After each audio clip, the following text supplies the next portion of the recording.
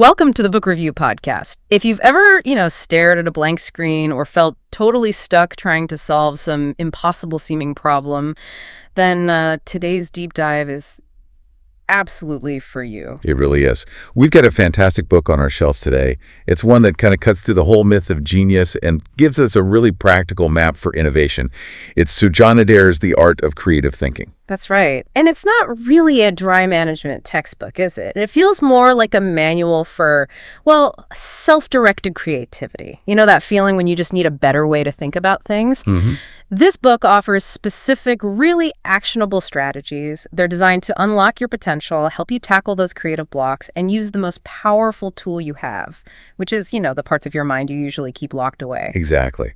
Our mission today is really to pull out the core framework from Adair's work.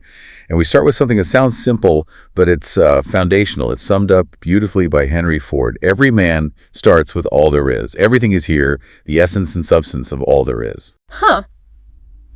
That's interesting, because if everything we need is already here, why do we get so stuck? Why suffer from creative block? What's the hardest part about linking elements that are apparently right in front of us? Well, the difficulty isn't finding new stuff, as Ford implies. It's seeing new relationships.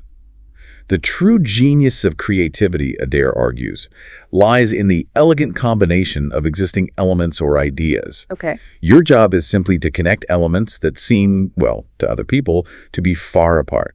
And the wider that apparent distance, the greater the creative leap. Right. So if combination is the engine, how do we actually start building these new connections? Adair suggests the first big step is using the power of analogy. Yes, analogy. It acts as a kind of working model. And often you find these models in nature, which has already solved similar problems, structurally or functionally. Like the angle poise light. Exactly. Yep. Its design was directly inspired by the constant tension principles in the human arm. Or think about the World War II Spitfire. Many engineers believe its wing design borrowed principles from how a seagull uses its wings to get maximum lift. So nature provides solutions if you just look properly. If you know how to look. And it doesn't always have to be deliberate, right?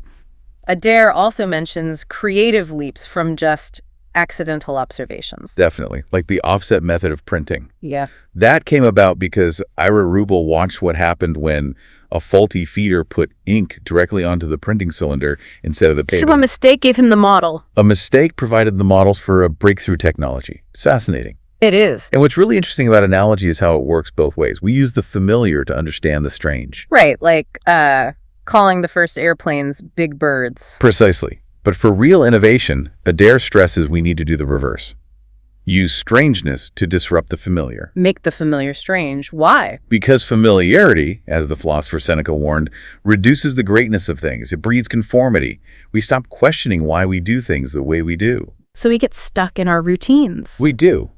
A good exercise for you listening is to try observing a routine process. Maybe how you make coffee or structure your day. Observe it like you're seeing it for the very first time. Really force yourself to question those assumptions you didn't even know you had. That makes sense. And that connects to the next idea, doesn't it? Widening your span of relevance, transferring ideas across fields that seem totally unrelated. Absolutely. It seems like some of the greatest ideas come from people who are complete outsiders to the industry. They end up revolutionizing. Like the ballpoint pen? Invented by a sculptor, yeah. Yeah. And the pneumatic tire, a veterinary surgeon. Wow. They just weren't stuck in the established ways of thinking in those fields. There's that amazing story about Soichiro Honda, too. Oh, tell that one. Well, he developed this great motorcycle engine, but he thought the exterior design was just ugly. So he took a break, visited an ancient temple, and saw this Buddha statue. He was completely captivated by its harmony and style. And he told his designers, make the motorcycle reflect the beauty and harmony of that statue's face.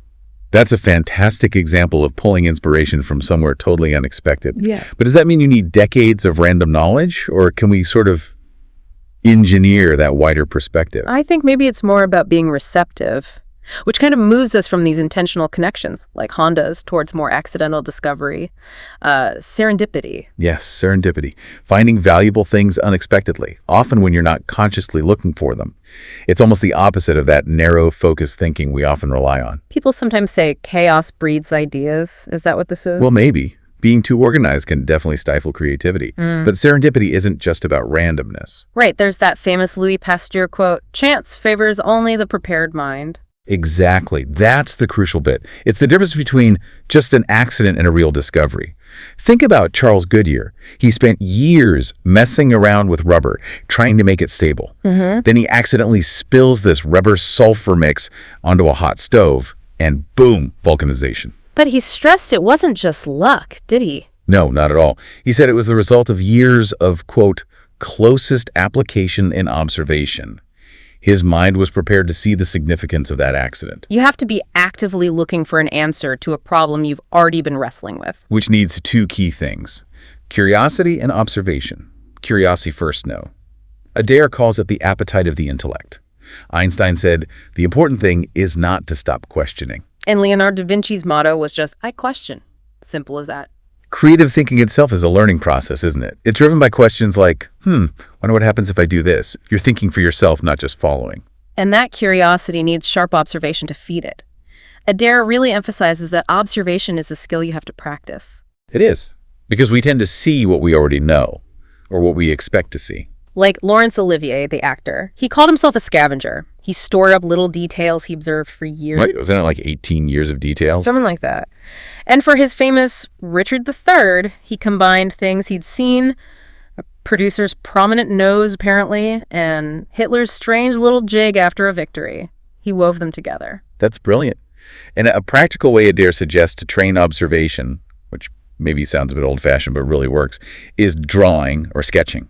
Drawing, really? Yeah, it forces you to look carefully, analytically. It turns passive seeing into active understanding. You have to analyze structure, relationships. It's much deeper than just looking. Okay, so all this preparation, the questioning, observing, analyzing, that's the fuel for what Adair calls the depth mind. Exactly, the depth mind. This is central to Adair's whole idea. It's the powerful creative engine of your unconscious mind. He argues the unconscious isn't just passive storage. It's capable of real, purposeful work. It can do the basic thinking functions, analyzing, synthesizing, and crucially, valuing, but at a deeper, autonomous level. So wait, we're literally outsourcing complex thinking to our subconscious? That changes how I think about just taking a break. What does that valuing function mean exactly? It means the depth mind isn't just randomly shuffling data. It's performing a kind of high-level filtering. It flags an idea's potential worth or relevance. Even if consciously you can't quite put your finger on why that hunch feels right yet. Okay. Adair uses the analogy of a submarine.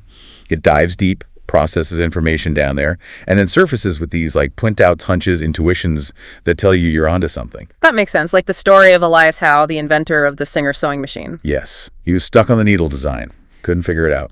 Then he dreamed about natives attacking him with spears.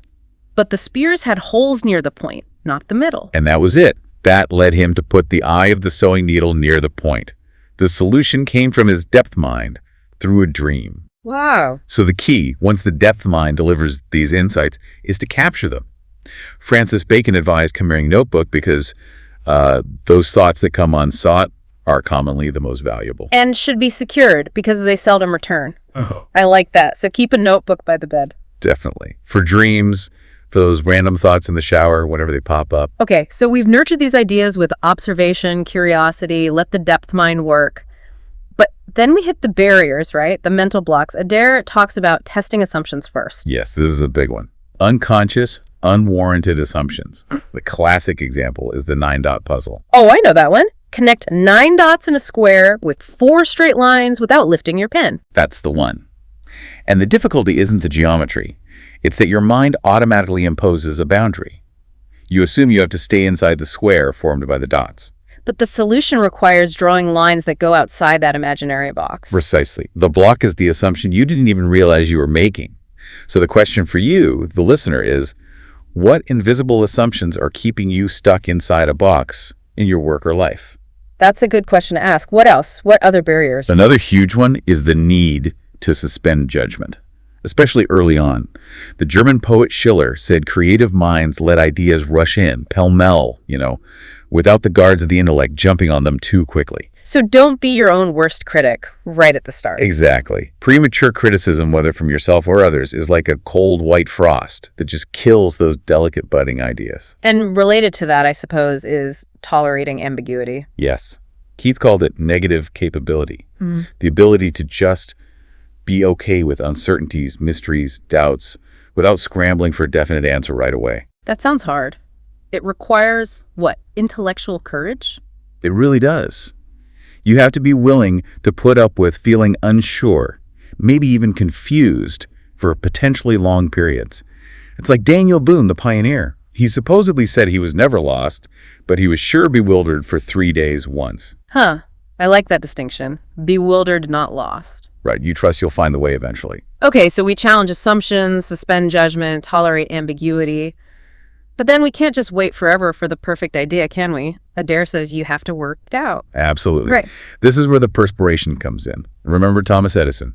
Genius is 1% inspiration and 99% perspiration. So the thinking and the doing aren't really separate? Often, no. The separation is kind of arbitrary. Ideas get developed, refined, sometimes even discovered in the making. Right. Through the struggle of trying to bring them into reality, think of the surgeon John Hunter advising his student Edward Jenner. Don't think, try it. Be patient, be accurate. Just get started, basically, even if you feel blocked. Yes. Even professional creatives struggle. Adair mentions the novelist Hammond Enns, describing periods of blank despair, matched only by the excitement when the idea finally starts flowing. You have to push through the despair bit. Okay, so let's try and summarize this deep dive into Adair's art of creative thinking. Creative thinking is really this powerful synergy, isn't it? It needs that disciplined analysis, but also wide-ranging curiosity, sharp observation, and crucially, learning how to kind of brief your depth mind and then trust it to do its autonomous work. Perfectly put. And always remember Leonardo da Vinci's core insight. Realize that everything connects to everything else. It's about finding those connections. And connecting this back to you, the listener, think about Henry Miller's point. When the creative urge seizes one becomes creative in all directions at once. Right. Your life itself is like the ultimate unfinished creation, isn't it? A book you're still writing. That's a great way to think about it. So, here's a final thought to mull over. We talked about preparing the depth mind, about serendipity. But John Lennon famously said, life is what happens when you are busy making other plans. It makes you wonder, doesn't it?